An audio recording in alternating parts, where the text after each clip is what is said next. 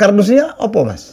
Kardus itu adalah suatu metodologi, Mas Helmi. Ya. Pak Helmi ya. Jadi metodologi dasar mempelajari cara kerja tubuh manusia. Cara kerja tubuh manusia. Oke. Mulai dari tingkat sel hingga aktivitas tubuh manusia sesuai dengan aturan Sang Pencipta. Manusia ini terdiri dari triliunan sel ya. Triliunan sel. Oke. Kan itu ada yang diciptakan.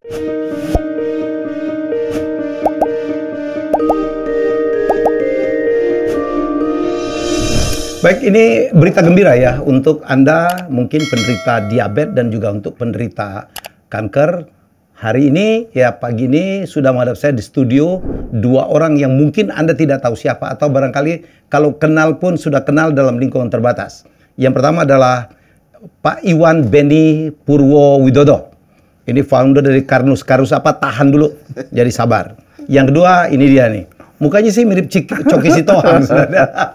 Dr. Edi Subagio MR. Wah, ke belakangnya nggak usah lah.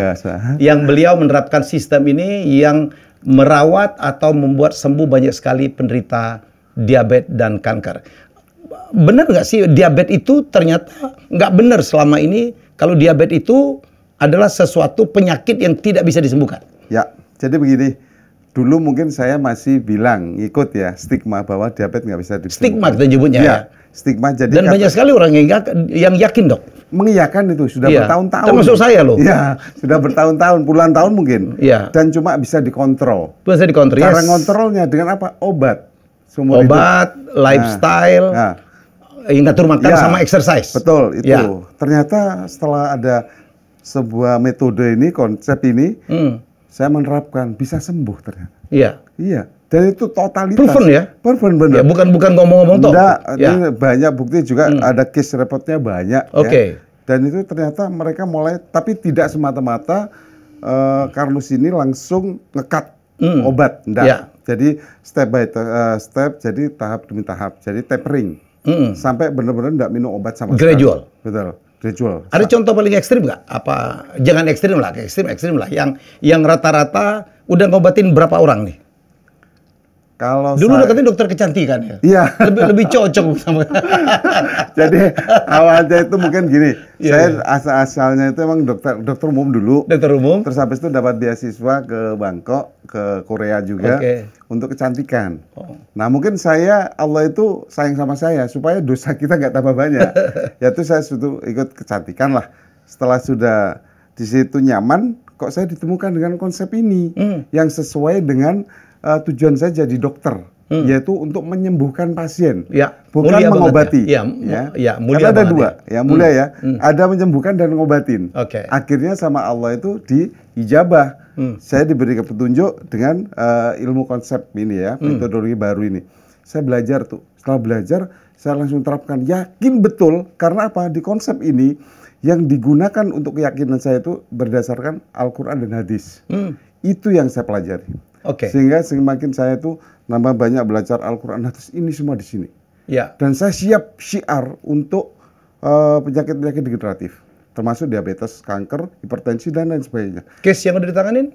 Diabetes, kanker, hipertensi, saraf kejepit, nah, hampir semua, termasuk jantung. Paling banyak apa? Diabetes. Jadi diabetes 80% diabetes. 80% diabetes. Udah ratusan ditangani? Ratusan. Baik online dan offline. Ya, jadi itu paling banyak biasanya udah komplikasi neuropati, kesemutan, kan gitu, kaki itu paling banyak. Ternyata mereka itu obatnya itu saya bilang selalu satu kresek. Lebih dari 10 ada. Alhamdulillah atas izin Allah semua itu pelan-pelan, step-step saya dampingi dengan konsep yang luar biasa ini sembuh total. Nah, itu salah satu juga ada seorang guru besar ya, di wilayah timur sana ya, yang sudah banyak terkenal. Beliau sudah katanya itu tinggal tunggu dipanggil Allah. Sudah pakai insulin. Iya, sampai pakai insulin. Berapa input unit? Nah itu saya nggak intinya yang merawat beliau itu guru saya, dosen saya, seorang profesor juga. Setelah itu karena sudah pasrah, dia nggak bisa ngajar, nggak bisa nguji, nggak bisa naik mobil. Dengan ketemu konsep ini, saya dampingi itu. Sekarang sembuh total? Sembuh total, 4 bulan atas izin Allah. Itu total langsung beliau statementnya gini, Dok, nggak dulu ketemu dokter Edi ya. Nah, gitu. Nggak boleh gitu, Prof. Ini semua sudah diatur sama Allah, saya gitu. Jadi banyak, Mas Helmi. Sampai saya jujur aja, pasien-pasien saya dari Jakarta ke Sidoarjo, Bandung ke Sidoarjo, sampai dari Banjarmasin naik pesawat turun Surabaya, landing langsung ke Sidoarjo, langsung nemui saya karena ingin sembuh. Selama ini mereka udah bosan minum obat, tapi nggak ada yang bilang.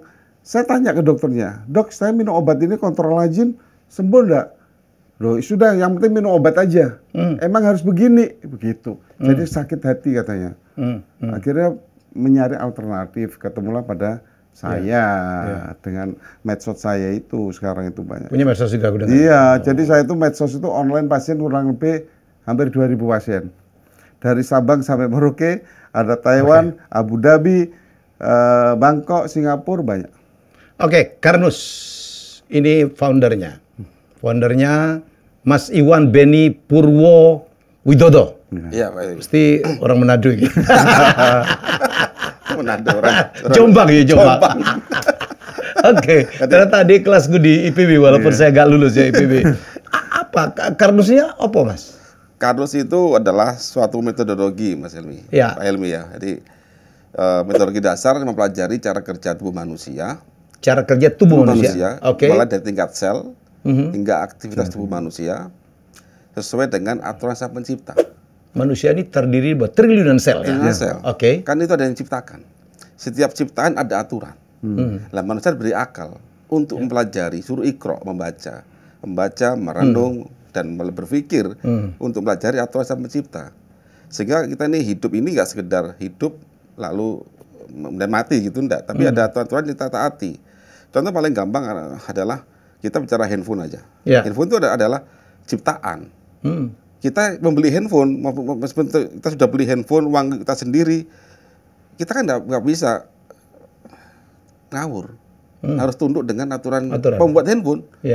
Handphone aja ada aturan. Yang bikin siapa? Pembuat handphonenya. Apalagi ciptaan Tuhan. Apalagi manusia. Apakah manusia, kemudian tanaman, hewan, itu ujuk-ujuk ada. Bumi, galaksi, ujuk-ujuk ada. Tanpa ada yang ngatur. Baik lagi ke dasarnya, bahwa itu ada aturannya. Maksud tubuh kita ini, tubuh ini ada aturannya. Ya, kalau ingin sehat, carilah aturan seperti apa. Dan itu sudah tersemat di ilmu dasar yang kita pelajari saat ini. Di kimia, fisika, biologi, matematika. Tinggal kita urutkan aja. Kalau kita urutkan, makanya di kami itu ada kuliahnya yang saya sampaikan ke masyarakat. Oh, jadi Karnusi udah disampaikan dalam bentuk kuliah? Perkuliahan kami. Jadi kami ini mengundang masyarakat membelajar konsep Karnus secara dasar. Kita mulai dari tingkat atom kita belajar. Jadi kita ini mengkoneksikan the dot. Bahwa ilmu itu sangat berhubungan.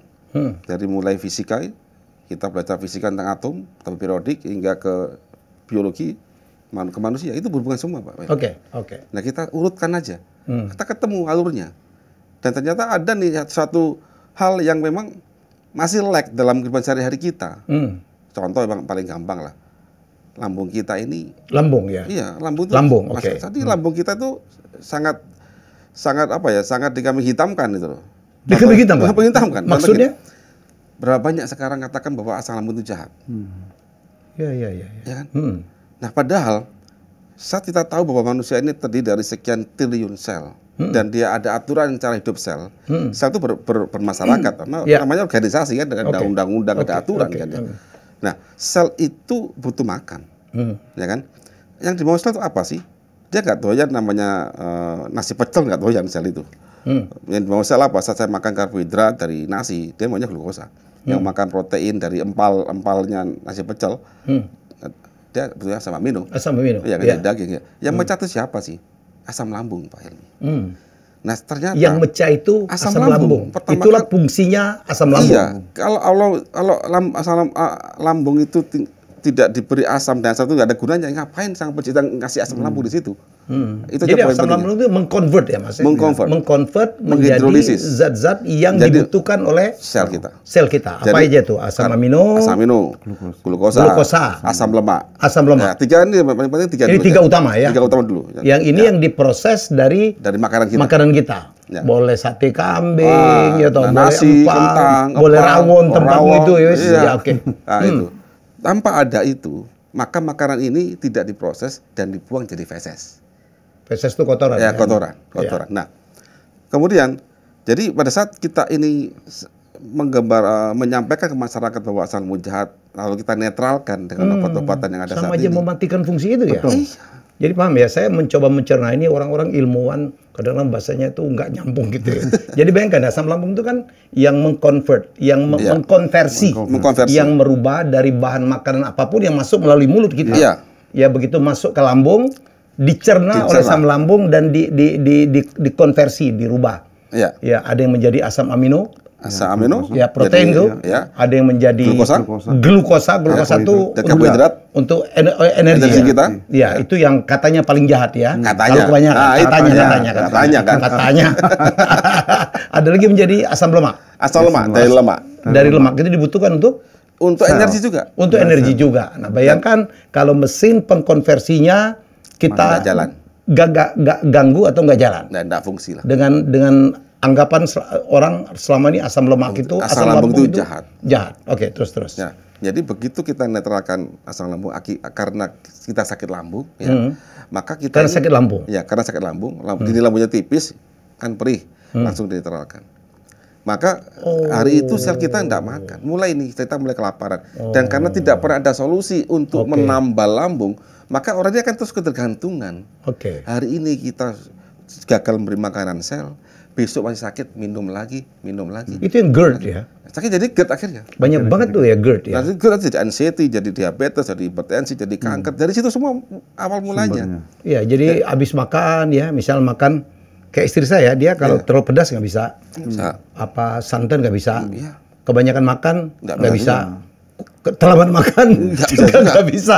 Salah makan juga nggak bisa. Selama ini begitu dia sakit, dihajar dengan obat, betul. Obatnya penetral lambung, mulai dari langsung menetralkan dengan basa. Yang kedua sampai menghambat sekresi asam lambung dengan obat menghambat itu PPI namanya. Dan itu mengurangi daya kerja dari asam lambung. Jadi asam lambung seolah itu jahat. Padahal penting ya. Sekarang kita analogi aja Pak Helmi. Kenapa ya kita ini harus makan makanan yang terus dimasak dulu? Kenapa kayak mungkin komodo kok bisa makan bangkai dan dia nggak mati gitu ya. Karena perbedaannya kuat di konsentrasi asam lambungnya. Jadi semakin kuat asam lambung itu maka semakin kuat untuk memecah apapun yang masuk. Jadi makanan kita ini makanan nggak ada yang steril Pak Helmi. Di udara ini banyak sekali bakteri. Sebenarnya. Ya bakteri banyak. Kita ambil aja agar, petri agar yang untuk membiarkan bakteri ya. Itu aja. Pasti dibiarkan banyak komponen. Otomatis makanan kita taruh di meja itu pasti banyak komponen bakteri dan lain-lain. Nah, bakteri waktu kita makan kena asam lambung itu pecah mati dia.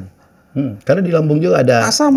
Ada asam. Asam itu yang mecah dia. Asam yang mecah dia yang mematikan dia juga. Jadi kuman-kuman bakteri-bakteri tertentu pasti, ya. Otomatis dia gerbang utama untuk men-screening ini makanan masuk ke dalam. Jadi Carnus ini fokus di apa ya? Carnus itu pelajari manusia secara seutuhnya, Pak. Jadi kita bisa akhirnya tahu di mana sih letak pelanggaran yang dilakukan oleh manusia sehingga dia sakit. Karena sakit itu adalah akibat ada hal-hal yang nggak tahu kita langgar. Nah, karena Allah sudah menjanjikan ada kesembuhan, maka kita tinggal flashback ke belakang. Jadi kita memitigasi, kemudian mengevaluasi. Oh, bapak lakukan ini. Oh, bapak dan bapak langgar ini. Mulai dari makanan manusia. Jadi kita ada cooking class, Pak Helmi. Makanlah makanan manusia. Karena sekarang banyak makanan bukan makanan manusia. Apa sih makanan bukan manusia itu? Banyak Pak Helmi. Contoh paling gampang. Jangan saya makan itu. Iya itu masalahnya. Makanan bukan manusia. Berarti makanan bukan makanan manusia. Apa tuh apa? Contoh gini. Kita makan minyak yang terhidrogenasi. Jadi minyak trans, ya creamer. Non-dairy creamer. Non-dairy creamer. Nah, itu bukan makanan manusia. Nggak sehat itu. Nggak jadi pecah oleh sistem kita. Nggak bisa dipecah. Jadi definisi makanan manusia gini. Yaitu makanan apabila kita konsumsi bisa dipecah oleh sistem pencernaan, kemudian bisa dibawa oleh darah dan bisa dimetabolisme oleh sel hingga menjadi energi di mitokondria. Jadi ada makanan yang tidak bisa. Nah kalau itu nggak dijalankan nggak bisa. Apa aja mas? Contohnya ya, non-dairy creamer, misalkan. Non-dairy creamer. Ya itu flavoring, sintetik, aroma durian. aroma saja, aroma bukan betul-betulan ya. Duriannya masih aman lah. Durian masih aman, nggak apa-apa. Nggak boleh banyak tapi. Ya itu kalau kebanyakan masih nggak boleh lah. Oke, terus? Ya, kemudian berbagai macam pewarna kayak margarin, ya gitu-gitu. Itu kan sulit dipecah. Karena apa? Karena kita merubah struktur dari makanan atau dari minyak yang cair, kita padatkan dengan proses parsial hidrogenasi, sehingga dia terjadilah namanya parsial hidrogenasi nanti. Termasuk daging-daging yang diawetin itu ya Pak? Atau diolah itu ya? Enggak juga? Nah, cara pengolahan sama juga. Contoh gini yang sekilas seperti makanan, tapi bukan. Contoh, kita memakai daging dengan gula merah. Dipanaskan. Gula merah. Ya, protein dengan gula merah. Oke. Kita masak, kita panaskan. Terjadi resi Maillard. Itu yang apa? Caramelize. Oh, beda lagi. Beda lagi. Ini taruh protein nih. Protein. Tahu bacem. Tahu bacem dikasih gula merah toh. Nah, jadi ada satu reaksi kimia apabila gula merah monosakarida, glukosa, fruktosa ketemu dengan protein dipanaskan oleh 77 derajat Celcius, maka langsung berikatan membentuk reaksi Maillard. Dan itu non enzimatik dan sangat besar molekulnya, tidak bisa dipecah oleh sel kita. Tidak bisa dipecah. Nah, singkat cerita, kalau kita kita makan, maka masuk ke liver menjadi akil amid, kemudian secara sekilasnya, maka liver ini kan berusaha mendetok dia, dan apabila kelebihan maka dia pecahnya menjadi epoxide akan gantol di DNA kita, jadilah kanker. Jadi hati-hati yang suka makan tahu bacem itu. Iya, dan sejenisnya. Tahu bacem atau tempe bacem? Dua-dua? Jadi semuanya. Jadi tahu tempe, kemudian dikasih gula merah loh ya. Iya, yang dikasih gula merah. Ya, gula merah dipanaskan. Nanti protein ketemu dengan gula merah atau monosakarida, gula cair, gula pasir, glukosa cair ya, atau sirup fruktosa cair atau madu pun sekalian sama. Begitu kita panaskan dia, terjadi reaksi Maillard. Ini banyak. Jadi madu itu nggak selalu bagus ya Pak? Tergantung caranya. Tergantung caranya dan dicampur dengan apa? Butuh ilmu itu, butuh pemahaman itu. Itu yang diajarkan di Kardus. Saya ajarkan di Kardus itu. Akhirnya banyak kesembuhan tadi. Jadi mulai makan kita ajarkan cara masaknya gimana, gitu ya. Kemudian lambung diperbaiki dulu. Kita punya cara menambah lambungnya. Kemudian punya cara menambah lambungnya. Punya cara menambah untuk yang tipis. Ada lagi tuh lambungnya luka gitu Pak. Ya, makanya kayak GERD itu. GERD ya. Kemudian luka lambung. Ini harus selesai dulu. Nanti kalau nggak selesai ini kemana-mana, bisa anxiety juga loh. Kan banyak orang anxiety sekarang. Iya. Dari situ semua. Wow. Jadi mulai makanan kita kasih ilmu tata cara masak, cara pemilihan menu. Sehingga nanti mudah. Contoh sekarang gini, orang bicara gula pasir itu jahat. Di Kardus, enggak, dia nggak jahat gula pasir itu. Justru dia aman kalau untuk masak begitu.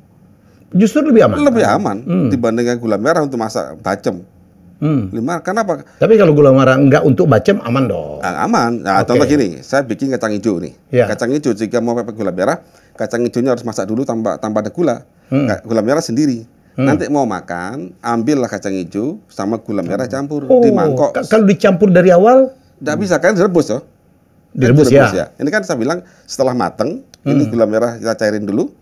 Nanti setelah agak dingin, suhu 40 derajat, kan agak hangat tuh, kasihlah gula. Jadi kalau ada itu nggak bagus? Nggak bagus kalau waktu dia direbus. Gula merah, gula aren, tapi gula aren beda lagi? Sama saja.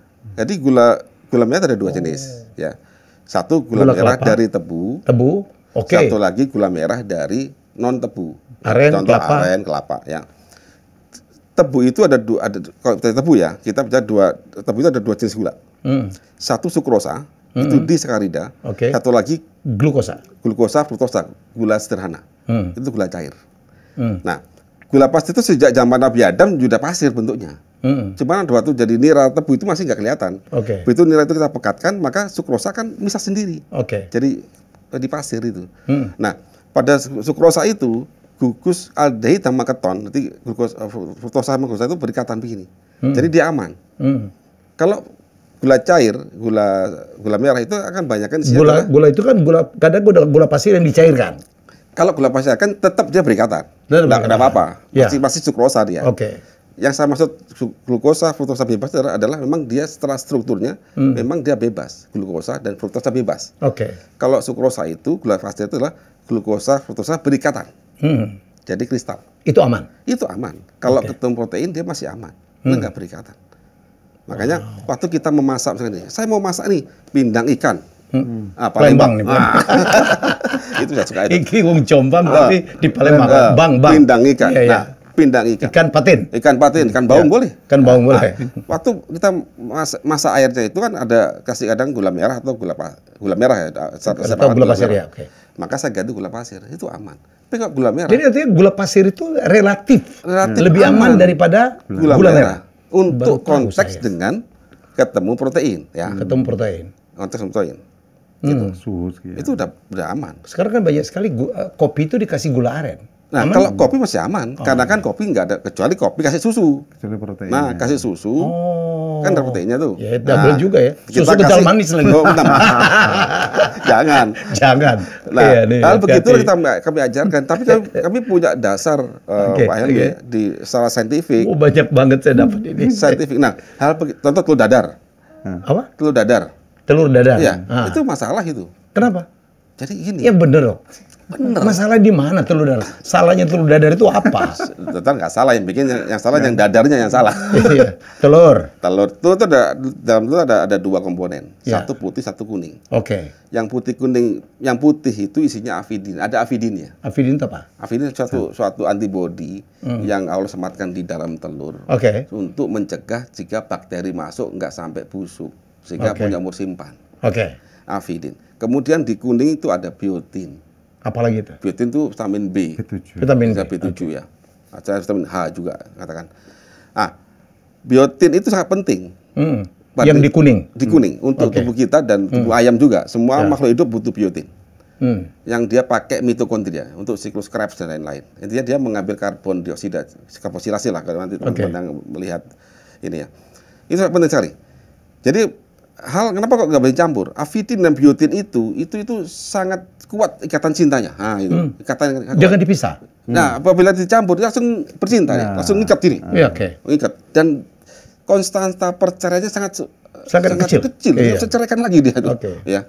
Itu truk hitungan detik nyampur. Artinya waktu kita tek gini, begitu kita kocok gitu. Nah, kocok itu nyampur, kita goreng pun dia nggak bisa lagi. Oke. Kita makan dia akan dibuang, nggak jadi dipakai oleh tubuh kita. Karena sudah terikat oleh avidin. Oh, jadi ya, baiknya? Nah, akhirnya dipisah sendiri. Jadi kalau kita goreng ceplok bisa.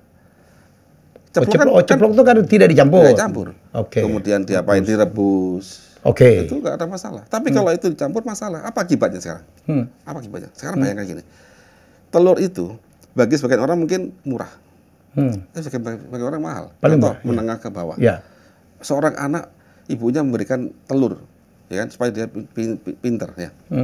Tapi waktu di dadar, dia akan bikin anak itu stunting nantinya. Karena dia hanya makan hari itu banyak kan satu hari telur aja. Bagi orang menengah bawah yang juga manfaatnya, khasiatnya sudah hilang. Tidak ada. Karena percintaan tidak terpisah tadi. Iya, karena antara si putih sama si kuning. Ya, sudah terikat. Akhirnya apa? Untuk tumbuh dia itu akan terhambat. Dari itu kurang. Kecuali dia makan telur dadar tambah lauk yang lain. Oke. Saya bicarakan di sini. Jadi saya kan miskin sekali Pak Iwan. Iya. Dulu satu telur dikocok-kocok bagi 6. Aku Tantowi pinter juga. Nah, mungkin makan ikan. Bukan ikan, paling banyak ikan.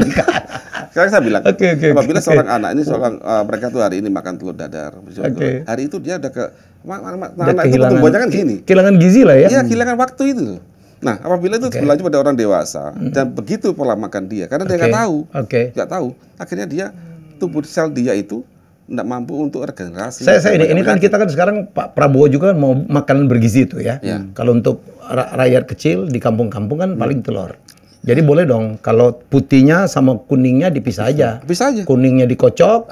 Betul. Ya kan? Itu saya ajarkan tuh di cooking class. Dengan apa? Bumbu, dengan tepung segala macam ya. Yang putih juga dikocok. Boleh dong. Boleh dong. Yang penting percintaan ini dipisah dulu. Nah, jadi gini. Caranya nih Bang Helmi ya. Jadi putih itu kami kasih itu loh bawang merah, bawang putih serah dia ya. Supaya banyak. Ya, kocok masak dulu. Sampai dia mulai gumpal. Nah, gumpal dia rusak avidinnya. Iya. Rusak. Setelah dia gumpal, masukin kuning. Kan jadi itu dadar. Dan dia tidak bersatu. Tidak mengikatkan diri. Mengikat kan sudah. Itu teknik. Jadi pelukan boleh tapi jangan terikat. Ya, enggak terikat. Dia udah ceraikan lagi. Jadi pakai. Hal kecil tapi kalau dia nggak tahu. Oh iya sih berarti kalau dipakai tiap hari dong. Masalah. Iya, masalah gitu. Jadi banyak orang sakit di situ. Oke, saya ke Dr. Edi. Apa yang membuat Dokter Edi jatuh cinta dengan Karnus? Satu, pertama. Kalau aku dokter kecantikan tuh duitnya lagi banyak. Di samping, wah karena ini sunatullah atau apa udahlah itu. Jadi kenapa saya tuh cinta banget konsep Karnus? Satu, di akidah keyakinan saya itu harus pegangannya Al-Quran hadis. Itu yang banyak teman-teman saya, saudara saya lupa dengan itu. Ya, lupa banget. Sehingga dia tetap egonya dengan ilmunya begitu. Padahal ingat, kenapa kok sumbernya penyakit nggak pernah dipegang, hulunya? Sumbernya penyakit? Iya, padahal di hadis sudah ada. Al-Hafidh Asyuti rahimahullah, sumbernya penyakit itu adalah jeleknya al-baradah. Al-baradah itu jeleknya pencernaan. Yang bisa mencerna di tafsir itu lambung. Itu nggak pernah disentuh. Coba lihat Pak Helmi, semua sakit apapun dan disuka dari situ. Iya. Tapi pernah mikir lambung? Disalah-salahin terus ya? Iya. Padahal kita butuh dia ya. Lambung, gara-gara lambung bisa hipertensi, lambung bisa diabetes, lambung bisa stroke, lambung bisa jantung, lambung bisa saraf kejepit, lambung bisa jadi kanker. Ini ada yang nggak setuju. Kasihan lambung itu. Iya, makanya emang sumbernya di lambung. Terus saya yang menguatkan lagi, ada hadis Muslim itu udah jelas, kita harus percaya hadis kan? Iya. Likul lidain dawaun, segala penyakit itu ada obatnya. Dikuatkan hadis. Jadi nggak ada cerita bahwa diabetes itu nggak bisa sembuh, nggak ada. Dikuatkan ini hadis Bukhari, ma anjalallahu da'in ila anjalallahu shifa. Tidaklah Allah menurunkan penyakit kecuali Allah menurunkan penawarnya, obatnya. Ada. Berpasangan selalu. Iya, ini yang saya membuat kuat jatuh cinta Karnus. Setelah itu apa? Yang kedua, produknya itu memang alami. Bekatul loh, Pak Emil kan tahu bekatul. Bekatul tahu, ya. Itu dikasihkan hewan-hewan. Iya, kita nggak bebek makan, itu, Pak. Iya. Kita nggak makan bekatul, makanya hewan-hewan bebek jadi sehat. Iya. Justru bekatul itu yang saya dapat ilmunya jadi Prof aku ya, yang ngajar dulu kuliah itu. Dari IPB juga kan, Menteri Pertanian era SBY. Nah itu bekatul itu luar biasa nutrisinya. Pak Anton. Saya baru tahu. Pak Anton Apriantono. Ya. Wah, temenku itu. Iya. PKS. Nah, beliau ikut di KK. Di Karnus sekarang? Iya, ngajar beliau itu. Hai. Pak Anton, oke. Jadi salah satunya di beras itu, mungkin saya bingung gimana caranya satu beras ditempel bekatul. Gimana ngelemnya, kan saya begitu. Ternyata saya ke pabriknya sudah ada alatnya untuk ditempelkan. Nah, dari situ itu alami. Sampai produk Karnus ini untuk anak bayi pun bisa. Produknya bentuk apa sih? Nutrisi sih. Nutrisi semua. Jadi kita ada yang dijadikan minuman gitu. Jadi suplemen. Jadi kita ini setelah kita mengkaji semua tadi, maka pertama kita butuh nutrisi bagaimana bisa menambah lambung.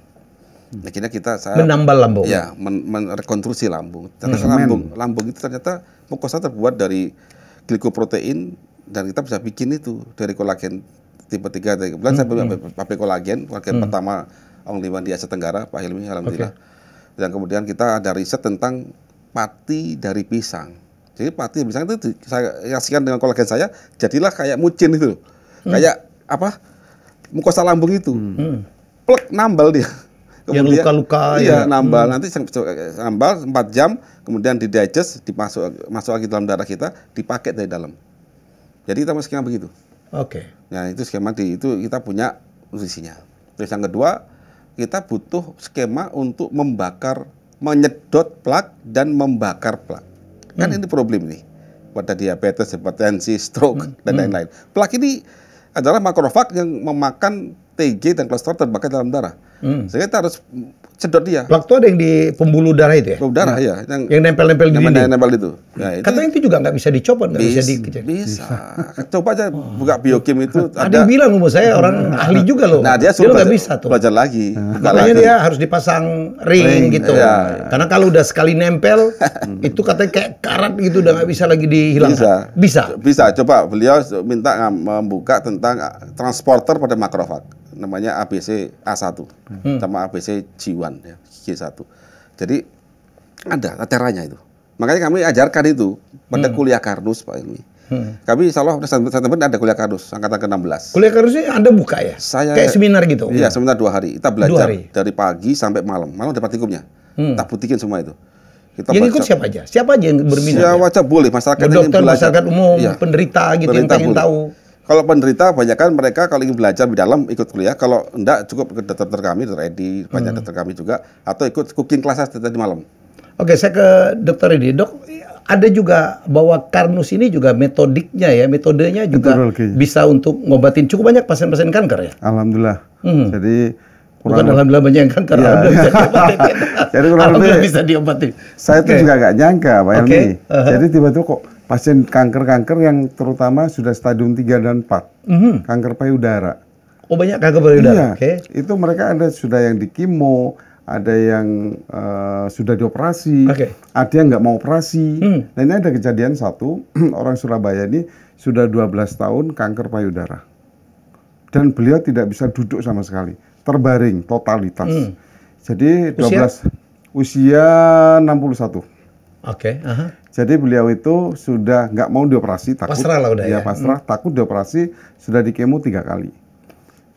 Saya tahu beliau kenal saya pada waktu itu, waktu kita umroh awal 2015. Dok, saya nggak bisa apa-apa. Sudah gimana caranya datang ke tempat saya, akhirnya datang sama anaknya dibopong. Dibopong, langsung ditidurkan. Tidurkan aja, mau duduk gini kesakitan. Saya melihat wajahnya, dia kurus sekali. 12 tahun. Kita bisa pikirkan 12 tahun itu seperti apa. Nggak bisa apa-apa. Saya cuma bilang, Ibu ikhlas enggak dengan kondisi gini? Ya mau ikhlas gimana, Dok? Saya kondisinya kayak gini, harus ikhlas. Terus nanti dia yang dipikirkan, karena sudah ada stigma.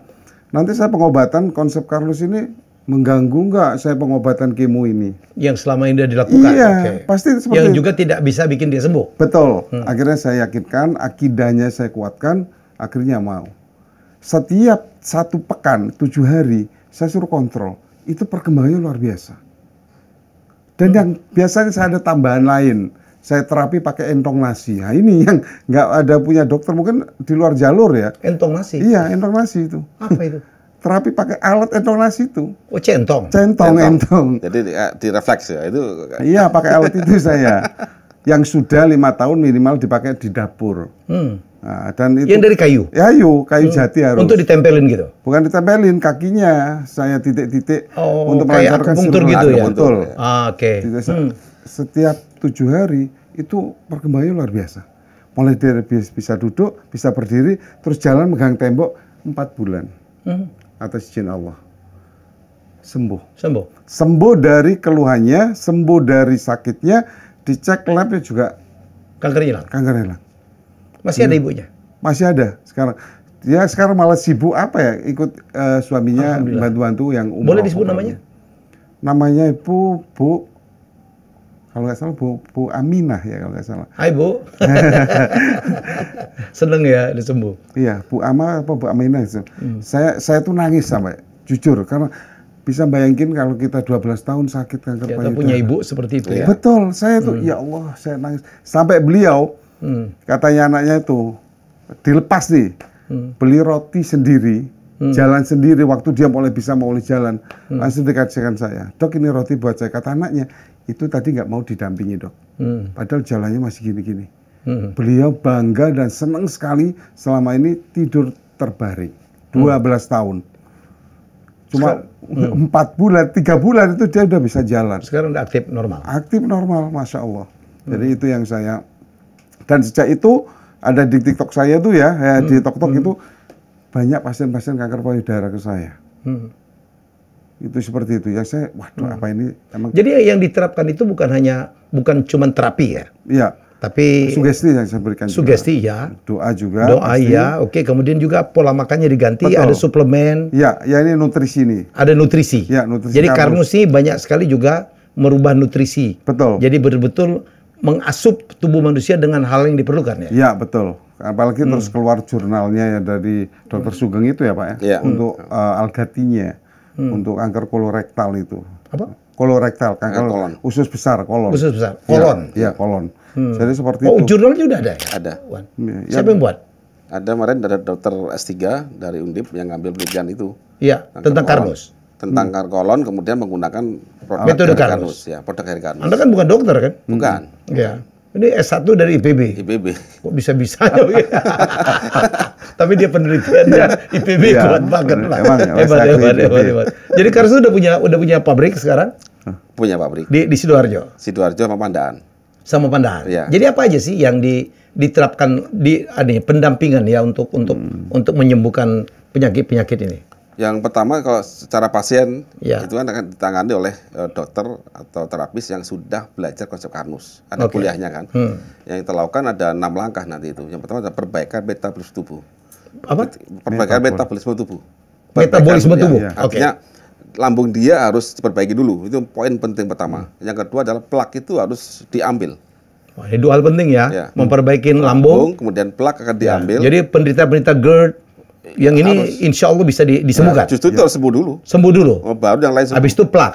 Plak itu ini kan ke jantung segala macam. Ya, plak itu akan sejalan dengan lambung sebaik, maka plak ini akan kita ambil, kita bakar dan kita cegah supaya tidak timbul lagi. Ya. Nah, itu ada nutrisinya itu yang penting.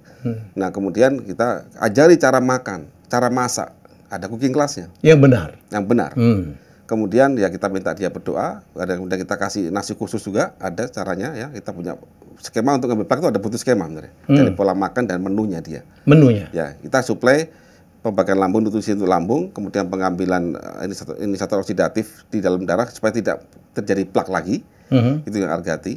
Semuanya dengan asupan. Asupan. Yang kemudian, benar. Ya, yang benar. Dan ada nasinya juga ada. Jadi ada agi sereal itu untuk lambung. Jadi beras. Jadi ada produk Karnus yang ada beras. Ada tiga. Pertama adalah perbaikan lambung. Itu dengan agi sereal. Sereal. Oke. Agi sereal jenisnya. Itu untuk nambah lambung. Yang kedua adalah pakai algati untuk mencegah terjadi plak, menangkap penyebab oksidasi parsial dalam darah. Dan itu belum ada di Indonesia. Patennya kami pegang. Yang ketiga, kita kasih nasi khusus dari beras para petani yang kita salut dengan begato per tiap bulirnya. Sehingga dia akan intinya dalam skema biokimia kita akan melakukan beta oksidasi untuk membakar plak itu. Gitu aja. Itu skenario. Ya, 3 hal ini kita lakukan. Nanti pasien kita minta untuk berjemur, kemudian berdoa. Berjemur jam berapa? Mulai jam 10 sampai jam 12. Serah pilih jam yang mana. Selama 2 jam? Enggak, ya 10 menit. Tergantung nanti kita atur. Kita punya aplikasinya. Itu jam yang paling bagus ya, 10 sampai jam 12? Ya, betul. Kita ada kajiannya sana. Dan kita ada aplikasinya, ada robot Karnusnya. Jadi pasien itu pakai robot Karnus, dia bisa melaporkan keseharian di situ, cek semua ada analitiknya. Dokter kami, waktu dia konsultasi, cek robotnya, dia bisa kasih advice. Karena hari ini sakit ini, apa terjadi hari ini adalah akibat kejadian masa lalu. Nah, kita bisa intercept. Oh, Bapak tanggal sekian ada masalah, ada pelanggaran di sini. Perbaiki ya, gini. Jadi kita minta. Sudah ada aplikasinya? Ada. Jadi kita ada makanan tempat foto. Karena kita ada learning by doing nanti itu. Ada makanan yang memang bukan makan manusia. Gitu kan. Kalau udah ikut cooking class gampang, dia tahu. Kalau belum ikut cooking class, ya dia akan dipadu oleh dokter kami. Nah, contoh dia makan telur dadar. Oh, langsung kita note, Pak, jangan makan telur ini ya, caranya begini. Nah, itu. Jadi nanti kita ajarin learning by doing. Sehingga nanti ada perkembangan. Oh, ternyata manusia itu hidupnya seperti ini. Sampai dia lulus 4 bulan. Kita minta cek lab seminggu 2 kali, cek darah, cek asam urat, manual sendiri, input data, cek tensi, input data. Nanti ada grafiknya, kita kan bisa analitik situ. Sehingga dokter-dokter kami itu bisa memberi advice tidak berdasarkan nujum, karena ada data. Jadi kita punya aplikasi rumah sakit pribadi dia, dimanapun dia berada. Makanya tadi bisa online sekian ribu orang ya pasiennya, kami atur di sana itu. Jadi untuk pasien mudah sekali. Kita akan rawat dia, tapi dia ingin belajar lebih dalam, bisa ikut seminar kami. Itu yang untuk pasien ada. Yang tadi malam kita dengan Prof. Iris di Hotel Sofian. Kami tiap bulan ada Jakarta, Pak.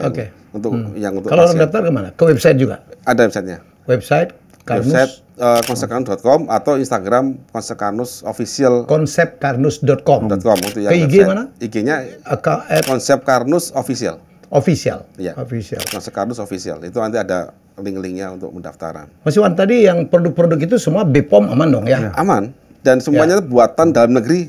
Dalam negeri. Dari petani-petani kita. 100%. Kecuali tintanya doang. Mungkin impor tintanya. Saya nggak tahu. Kan mencetakkan orang lain. Sama plastik ya nggak tahu. Tapi semuanya tadi itu dibuat dari petani kita. Kami bina petani itu. Dari teh kebun kita yang terbaik. Karena pakai halal udah aman ya? Pasti halal. dan kolagennya dari tulang sapi lokal di Indonesia. Ya, karena dia tadi cerita di depan juga tentang menciptakan apa? Kolagen juga ya? Ya, jadi pabrik kolagen pertama dan only one di Asia Tenggara halal itu kami yang punya. Kalau yang produksi luar, mohon maaf lah ya. Belum tahu. Saya dulu 6 tahun menjadi presenter acara yang dilakukan oleh BP POM kalau nggak salah ya. Bukan BPOM, BP POM yang Aisyah Amini kalau nggak salah ya. Yang menginfokan tentang halal-halal gitu. Haram. Dulu di TVRI. Oh, LP POM kali ya? LP POM lupa MUI. saya. LP POM MUI saya MUI, lupa. Ya, LP POM. Ya, memang 6 kan tahun. kolagen gelatin terbuat dari tulang hewan. Tulang hewan yang tidak halal. Ya, bisa halal, bisa tidak halal. Cuma kalau pabrik itu di negara muslim minoritas, ini kan halal masalah kepercayaan ya. Kepercayaan ya. Kalau muslim minoritas ya otomatis kan Diragukan. orang nggak peduli itu disembelih atau tidak. Gitu. Ya, jadi di kita tuh ada kolagen juga ya? Ada Ada. kolagen. Kolagen. Ya, itu penting sekali kolagen itu. Ya. Tapi harus kolagen dari sapi untuk manusia itu. Ya. Jangan dari ikan. Karena dari ikan itu tinggi metionin. Itu orang nggak paham itu. Begitu tinggi metionin, kalau kita hubungkan dengan DNA, ya, maka dia bisa membuka histone untuk pembacaan DNA kita. Bagi orang yang ke arah kanker bahaya itu. Maka dia makin cepat jadi kanker. Malah mengaktifkan. Mengaktifkan, karena dia membuka Ya, saya histone dengar itu. ada bahwa kanker itu udah dalam tubuh manusia. Ya, itu dalam dibuka sel tapi histonnya. ditutup ya kan? Ya. Diproteksi. Proteksi. Di Ya, jadi trigger nanti dia kalau akan dia buka. terbuka, nah ada zat yang memang bisa merilis Ada, itu ya. merilis. Nah, maksud satunya adalah untuk metionin. Nah, itu hati-hati. Makanya kita Metionin. kalau cari suatu makanan atau suplemen, pastikan metionin itu sama kita equal. Oke. Jangan sampai dia lebih tinggi. Itu bahaya. Oke, saya tadi menerangin ke saya bahwa sejarah memang manusia itu sejarah diabetesnya tuh udah melekat ya, tinggal menjaganya atau gimana tadi Mas Iwan nerangin ke saya? Jadi Umur 0 sampai 40 itu aman ya. Tidak begitu. Itu kan perjalanan pasien diabetes. Perjalanan Jenjang- pasien diabetes. Jenjang karir diabetes. Jenjang karir. Oke, terus. Jenjang karir diabetes. Artinya gini, setiap orang yang nggak paham skema itu pasti dia akan melamar jadi pasien diabetes. Karena dia melanggar aturan tubuh dia sendiri. Oke. Meskipun dia nggak tahu, dia akan melamar jadi pasien diabetes. Jadi diabetes itu bukan masalah, bukan jahatnya gula. Kasihan gula itu dijahatkan. Padahal sel kita ini sangat cinta gula. Sangat cinta. Sangat butuh gula. Sangat cinta, bukan Ya. butuh lagi, cinta. Cinta. Semua sel kita sangat cinta. Semua doyan gula. Gitu kan? Kalau berlebih memang masalah. Cuman ada aturan, sang pencipta membuat aturan pada semua sel kita dalam menerima gula dari darah. Oke. Kan darah kan hanya pelayan, dia hanya mengantar saja glukosa ya. Nah, apa perintahnya dia? Allah itu men-setting begini. Sel manusia, kamu boleh ngambil gula dari darah kalau kamu mendengar perintah dari pankreas. Perintahnya itu bernama insulin. Nah, gitu kan. Kalau disetting bahwa jika kamu mendengar perintah, otomatis sel punya telinga toh, punya reseptor, ya kan. Jadi awalnya tolak begitu gula darah bawa gula, maka pankreas tahu berarti dalam darah kita ada gula, maka dia bikin insulin supaya sel itu mengambil gula kan gitu. Oke. Nah itu lagi begitu. Nah someday biasanya itu pankreas bikin satu insulin. Insulin fungsinya apa ya? Saya tahu. Itu hormon itu perintah. Perintah. Surat. Oke. Jadi kalau gini, dalam manusia begini Pak Helmi. Tubuh kita itu adalah organisasi sekian triliun sel, organisasi ya. Negara kita berapa anggotanya? 270 juta manusia. Iya. Butuh undang-undang nggak untuk ngatur ini? Butuh kan? Nah, Butuh. sama sel kita ini juga punya undang-undang. Di negara kita ada UUD 45. Di sel kita ini siapa? DNA. DNA itu diturunkan jadi hormon. Oke. Ya kan? Sama UUD 45 jadi Kepres, Kepmen, Perpu, Perdes, misalnya desa RT itu udah menuju ke UUD 45 dong. Oke. Nah, itu seperti itu analoginya. Nah, ada skema begitu, ada aturan tentang gimana jika ada gula dalam darah, ada aturannya. Sel-sel otot dan tubuh kita mayoritas adalah sel otot kan, tubuh ini mayoritas sel otot, jenis selnya. Sel otot, kamu kalau butuh gula dan gula itu adalah makananmu, kamu harus nunggu jika diperintah oleh tubuhmu. Siapa yang memberi perintah itu pankreas. Karena dia punya sensor. Kita ada gula dalam darah maka akan ngasih pankreas itu punya sensor. Punya sensor. Oh, ini yang butuh. Sel ini butuh. Nah, gitu. butuh. Oke. Itu ada gula maka dikirim melalui insulin yang pembawanya. Nah, begitu ada gula dalam darah, Ya. itu si pankreas kan tahu. Maka dia langsung bikin insulin, Insulin. bikin perintah. Nah, begitu insulin dibikin akan dikasih ke dalam darah. Dibawalah darah itu. Begitu temu sel otot, dengar perintahnya. Gitu kan? Oh, ada insulin. Berarti ada gula di luar tubuh saya, di luar sel. Maka dia langsung tahu dan dia buka pintunya, gula masuk.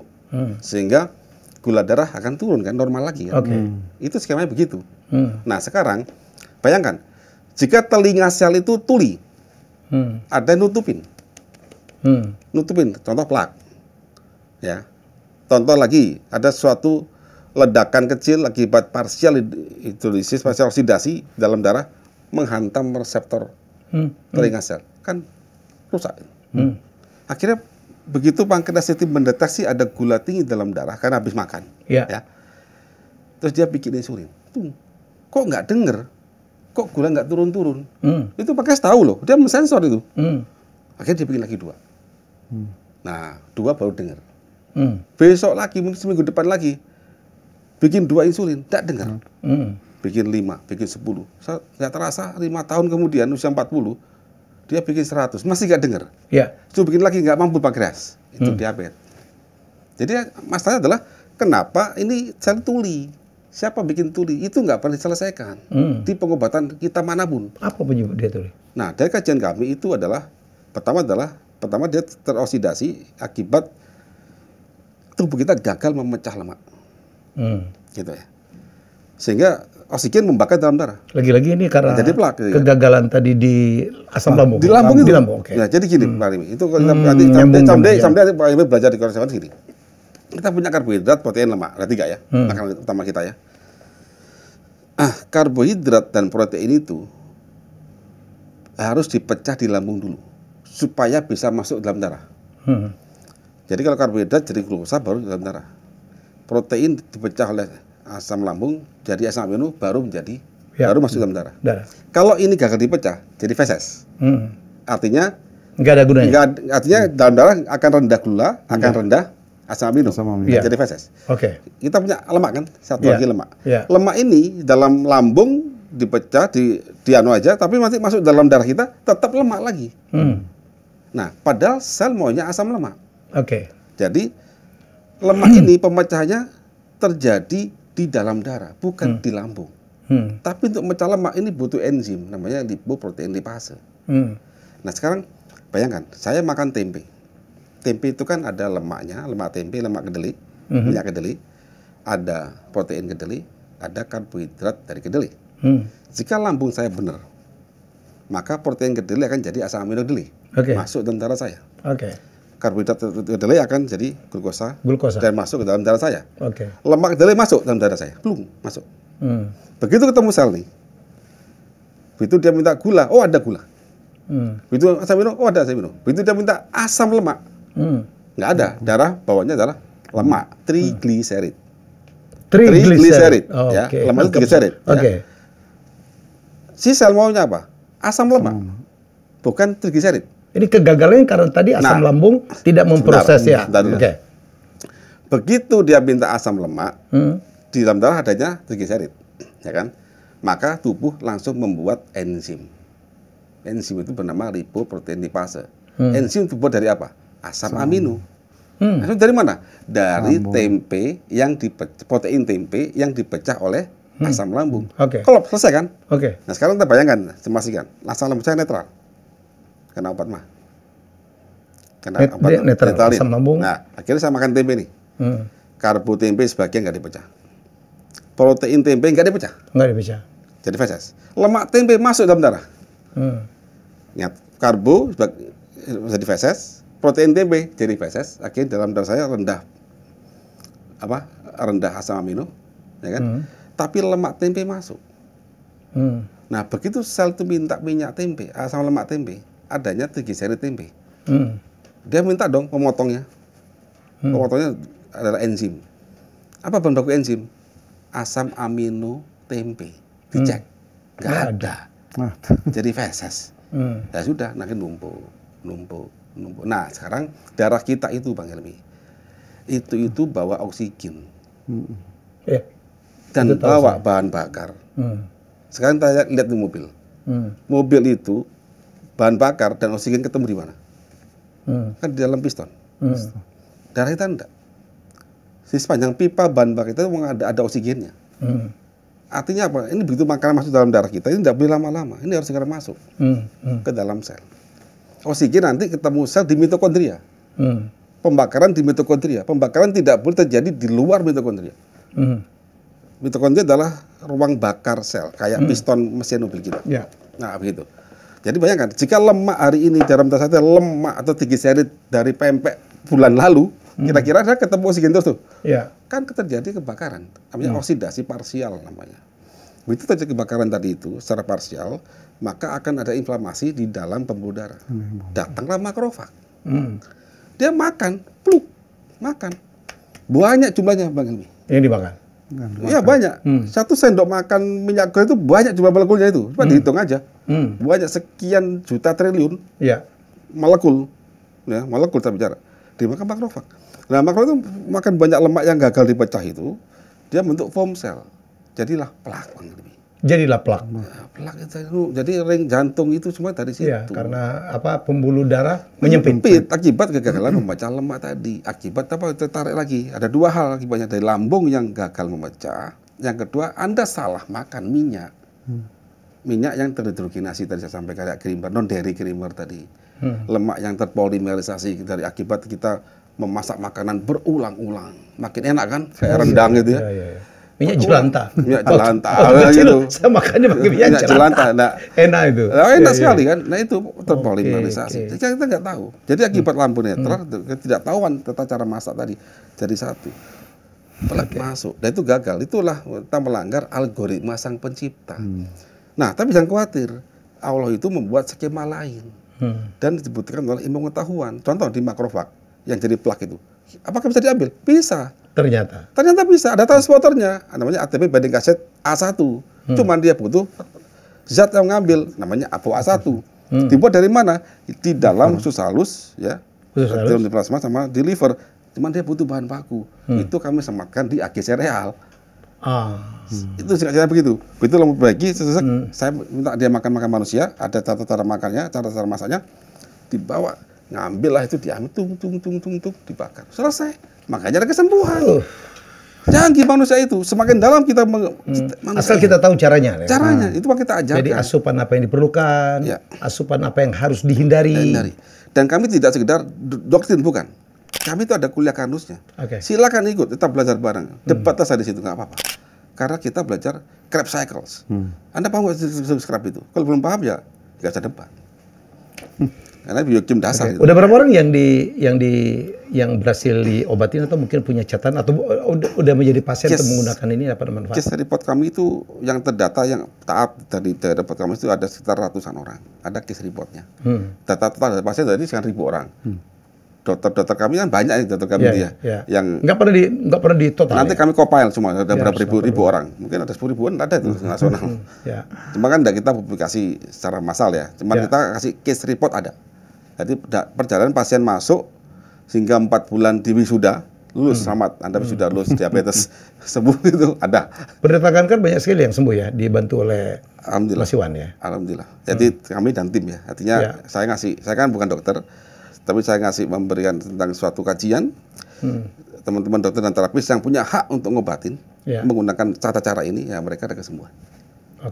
Karena ilmu kami ini tidak tentang dengan medis, karena emang beliau waktu belajar di kuliah kan dia belajar tentang biokim dan sebagainya, tapi banyak kan tidak paham saja. Tapi kalau Anda pakai kecap, resin melat tadi AGE, Advanced Design and Product, akil amid dan sebagainya, itu udah tahu semua orang pangan tahu, tapi dia nggak tahu di mana aplikasinya.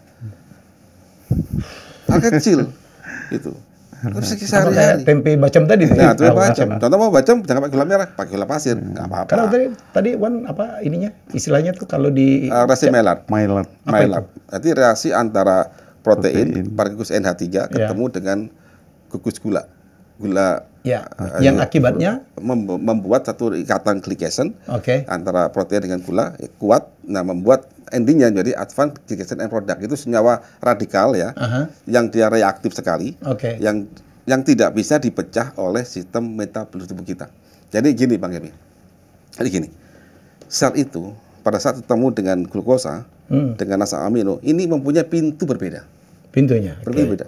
Jadi glukosa sendiri masuk, asam amino masuk. Asam amino masuk. Nah, contoh Bang gini, Bang Helmi dengan istri masuk ke toilet suatu hotel. Karena di suaminya berpisah kan.